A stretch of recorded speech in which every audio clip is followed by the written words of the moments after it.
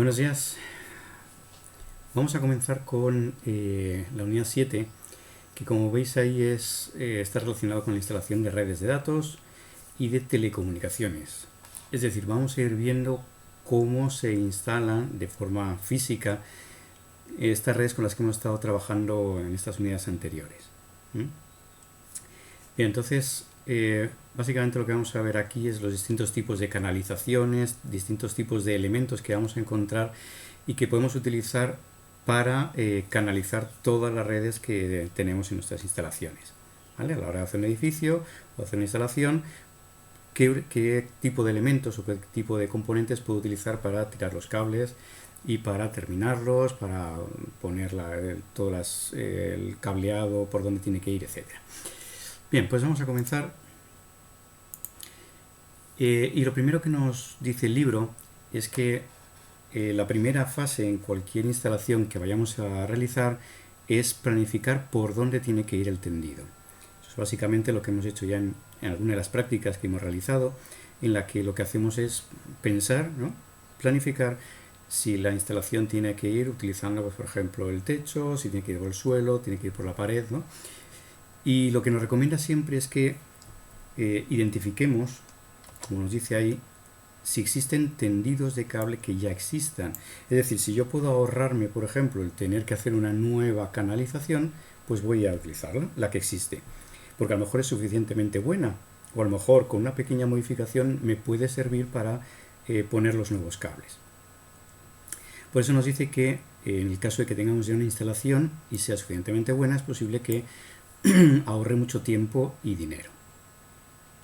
Dice, lo que sí que hay que tener en cuenta siempre son una serie de cositas que nos recomienda la normativa.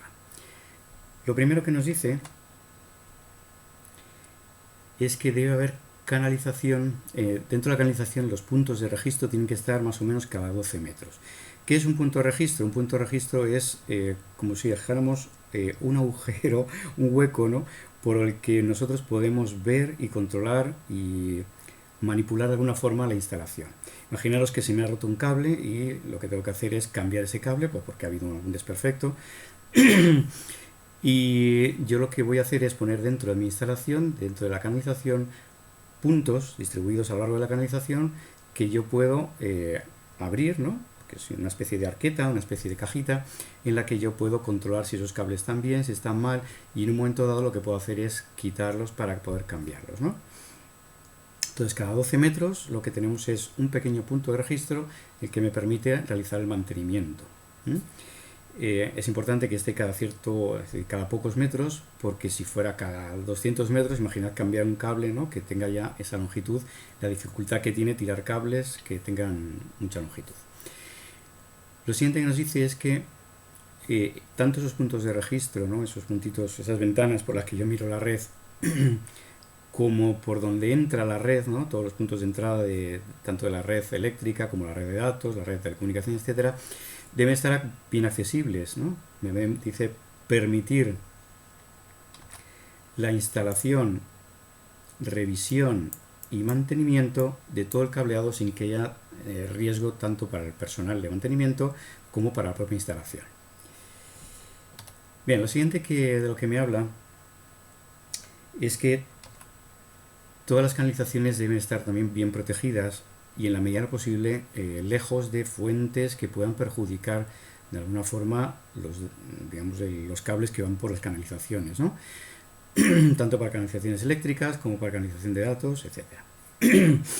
Entonces, lo que nos recomiendan es que nos alejemos de fuentes de calor, fuentes de ruido, fuentes de humedad, fuentes de vibraciones, fuentes electromagnéticas, es decir, todo aquello que pueda perjudicar o dañar el cableado.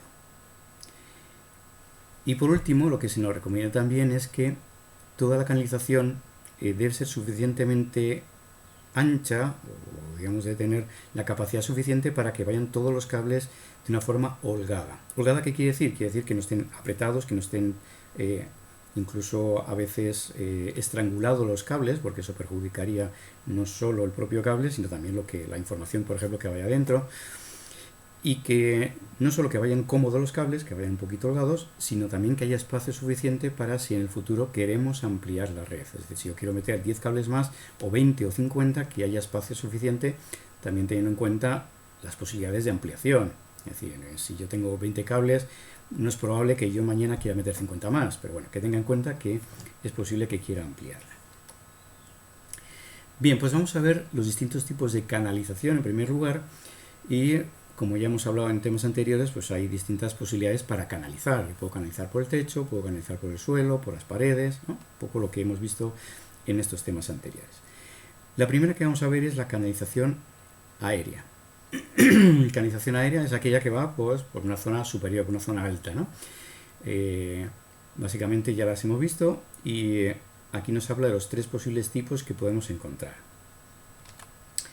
La primera es la canalización en techo, que es aquella en la que tenemos la canalización anclada al techo, pero está a la vista, es decir, no está cubierta, no está tapada a la vista, y que tiene algún tipo de soportes que nos permiten anclar esa canalización al techo.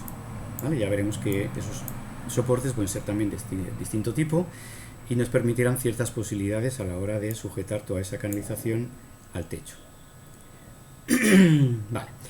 El siguiente tipo de canalización, la canalización en techo técnico, que es la que tenemos, por ejemplo, en nuestro taller, ¿no? Una canalización en la que llevamos por un lado los cables, ¿no? A través de esas bandejas que veis por aquí, llevamos los cables, normalmente van separados de los cables de alimentación eléctrica, de forma que por ahí lo que llevamos es, por un lado, toda la parte de datos, llevamos la parte eléctrica que nos da acceso a la iluminación, ¿no? Para que vaya todo lo que es el iluminado. Podemos llevar también por el falso techo pues la parte de aire acondicionado, etcétera, ¿vale? Es decir, que una misma instalación de falso techo lo que nos sirve es para llevar distintos tipos de cableados, de posibilidades que podamos tener dentro de nuestras instalaciones. El último tipo es este que tenemos aquí, que habla de en pasarela. Pasarela es esto que veis aquí, es una especie de puente que tiramos entre 2 paredes y que se utiliza sobre todo cuando estamos en espacios abiertos, es decir, donde no hay techo, o bien donde hay techos muy altos, como puede ser, por ejemplo, pues una fábrica, puede ser una nave industrial, puede ser, seguramente habéis visto en los centros comerciales grandes, ¿no? Un Alcampo, un Carrefour, estos grandes, que tienen techos muy, muy altos, pues hay instalaciones de este estilo en el que lo que hacemos es para poder canalizar, para poder hacer la instalación de cables, lo que hacemos es tirar puentes entre paredes para salvar esas grandes distancias. Bien, lo último que nos dice el libro en esta parte es que probablemente con la mayoría de estos tipos de canalizaciones hay una cosa importante, y es que vamos a tener que librar obstáculos, es decir, vamos a tener pilares, vamos a tener columnas, vamos a tener vigas, vamos a tener, ¿no? Una serie de elementos de la construcción del propio edificio que haga que nuestro trazado al final sea irregular. Con lo cual pues tendremos que ver qué tipo de elementos tenemos que utilizar para poder, por ejemplo, anclar todas las canalizaciones pues al techo o a las paredes, etcétera, ¿no?